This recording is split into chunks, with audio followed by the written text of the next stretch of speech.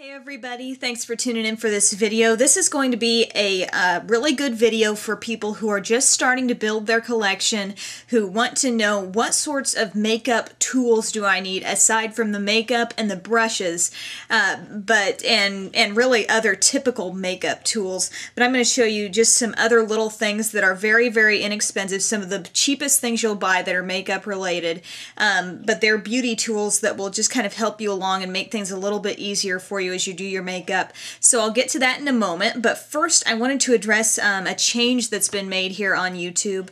All of the channels, I guess, by now have been switched over to the beta format, which is basically, if you're watching it on my channel now, you can see the change, but you've got a video playing right there, sort of kind of in the middle of your screen. It's surrounded by a little scrolly thing with some videos on it, and then everything else is like down below. It's different from the old one, definitely, and it just kind of, I guess the point of it is to make it so you don't have to go outside that page really to see anything that is on that channel. You know, you'd never go to a separate page. So I've had people tell me, I don't really like this. I want to be able to see kind of like all the videos laid out there. And I kind of like that too, always knowing that like my 9 newest videos were, I was going to have those in my little lower box here. But I have discovered something that you might be interested to know here. If you are looking to be able to like access all the videos in kind of a big full screen format,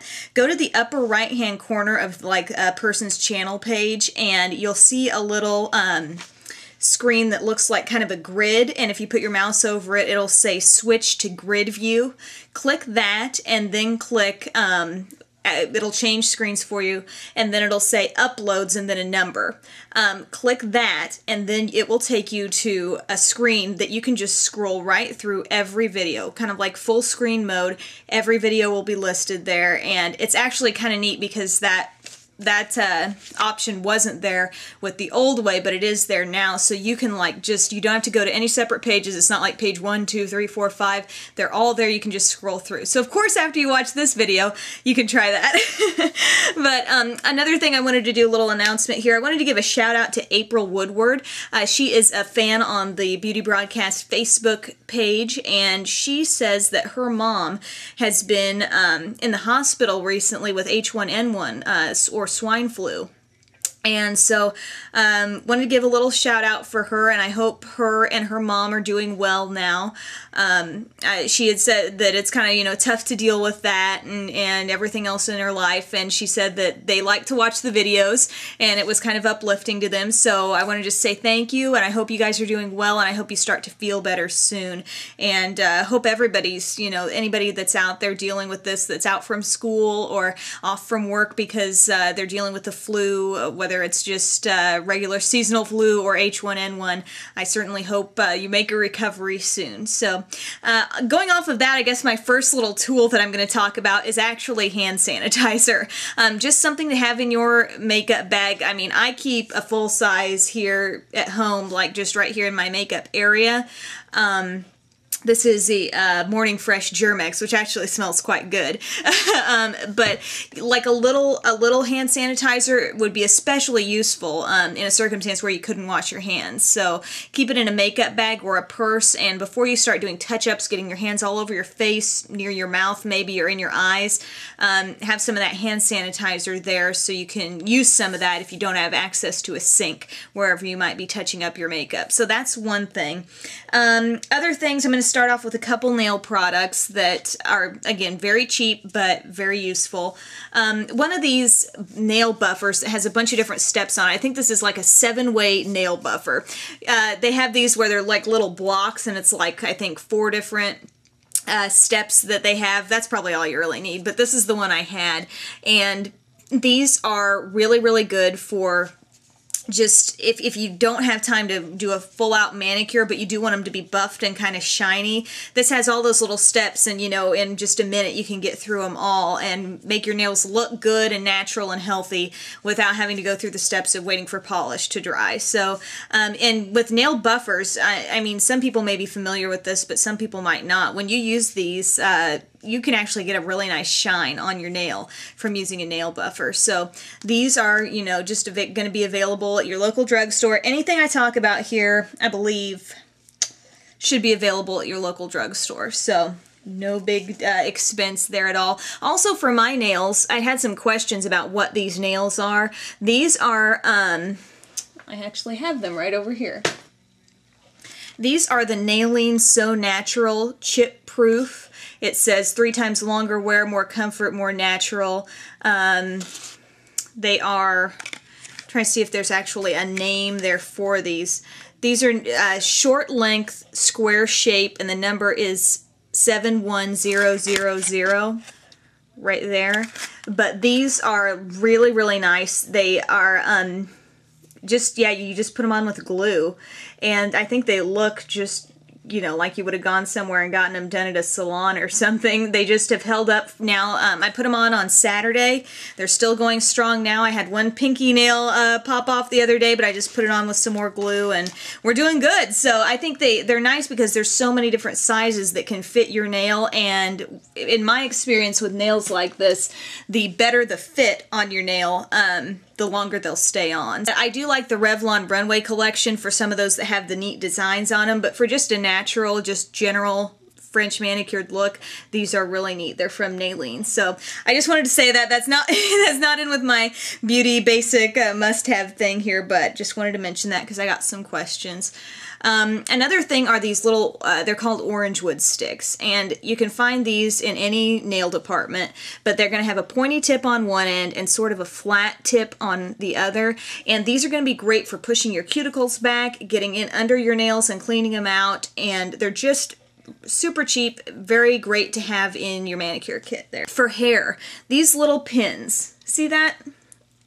These are the ideal tool for me for after I've teased my hair and I want to like tone it down and smooth it out. You can find these at Sally Beauty Supply. I'm sure any Walmart store in the hair section. I'm not sure what the technical name for these is other than hairpin.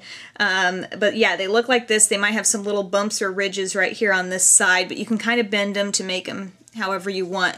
But basically, if after you tease your hair, like in the morning, if I do it, like I've got a little bit of, you know, body I've created for myself, but I go over it, and you get, this is how you get the smooth look on top of anything you've teased. You know, you're supposed to tease underneath and then all the hair falls over it and it looks super smooth and great, but we all know that it doesn't always turn out that way, and you need to sometimes smooth it out, and a comb can kind of undo too much of the work that you've done. But you can find this and see how I'm just gonna go under and give my, if I wanted more lift anywhere here, you're able to work in with that teased area and boost it up again.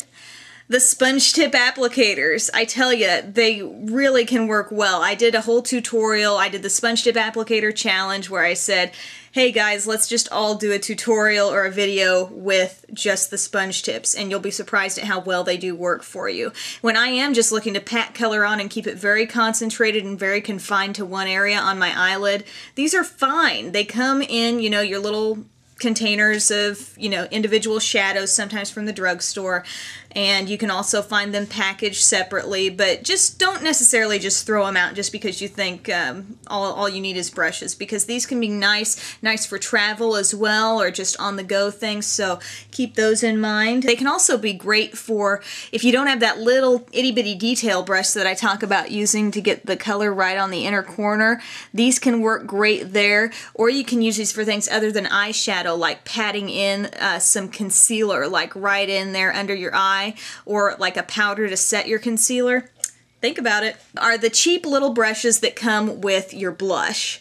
And are these practical for blush? No, I do not use these for blush, but I do keep them because they can be good elsewhere on your face.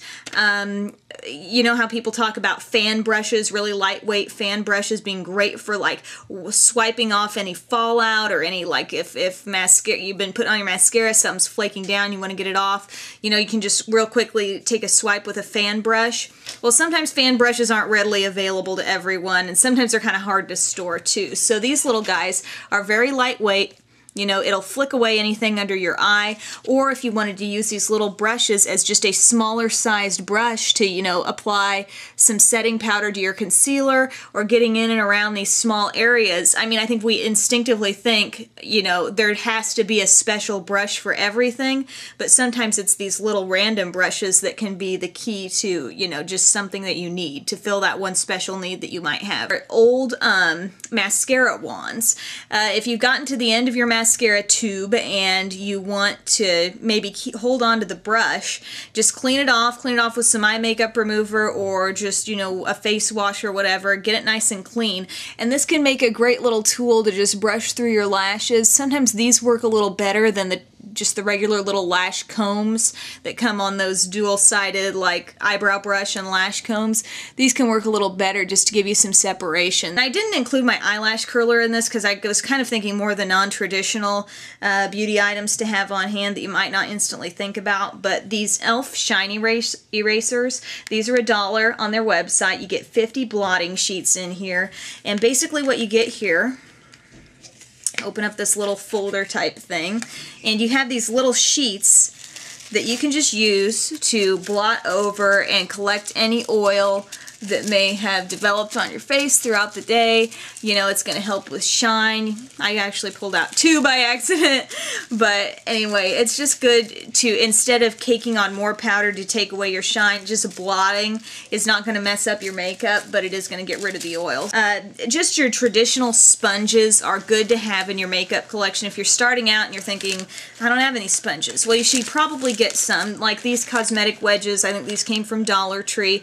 These are things that you don't have to go anywhere special to get them. You're going to find these at your dollar store, your drugstore.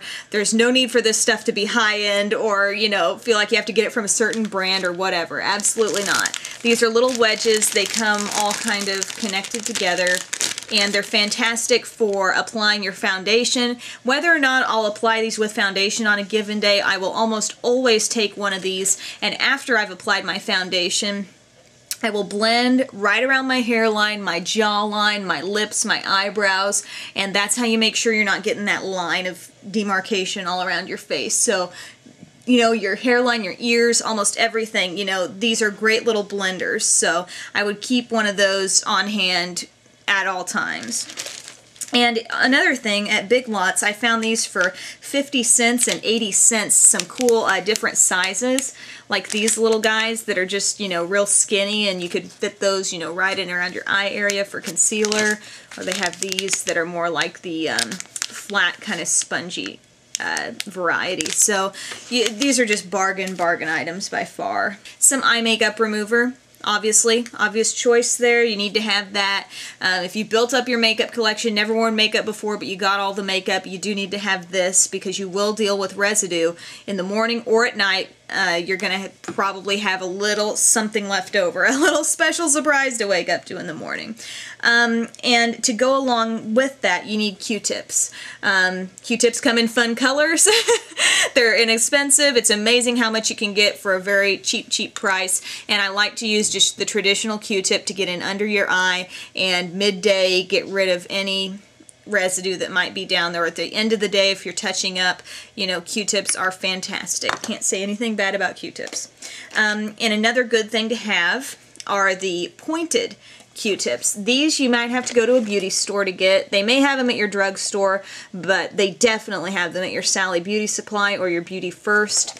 And these are just little applicators that have points at the end, and these can do a lot of different things. You can go over your eyeliner with them, you can smudge out, you can get more precise lines, you can kind of finish lines if you got out of your lip line and you just want that more precise point than a regular Q-tip gives. Those are great. And I've tried to keep everything in this video very basic, but there is something that is sort of, you know, kind of a new idea here that I wanted to pass along, and it's the Revlon Makeup Eraser Pen, which is a good thing to have on the go when maybe you don't want to carry all your Q-tips and your eye makeup remover bottle with you. And basically this is like a little marker that writes in eye makeup remover, and it's great for just kind of cleaning up your under eye area, but you do want to make sure you have a Kleenex or at least one Q-tip or something to kind of absorb some of that once you put it on there, because you don't want to just be sitting there with that, or else eventually everything will run. But it's good for that initial removal and then wipe it off with something else. Last but not least, the Altoids container. I posed this question on my Beauty Broadcast Facebook page not too long ago, which is facebook.com/beautybroadcast if you're not a fan yet. What can you do with Altoids containers for beauty-related purposes? And of course, there's tons of things, but these are great little travel tins for anything you might have. I put some floss in here. I've got my like little hair tie elastic band things. I've got my Q-tips. I've got some bobby pins in there. Just, I mean, it's amazing what you can fit in one of these little guys. And just pop it in your purse or your suitcase or whatever, and it's just a really nice on-the-go little container there. So thank you guys so much for tuning in for this video. Lots of little tips, trying to keep them all just super inexpensive, and the type of thing that maybe if you've just built up your makeup collection, it might not have occurred to you so far to keep some of these things on hand. So thanks so much for tuning in, guys. Have a great day.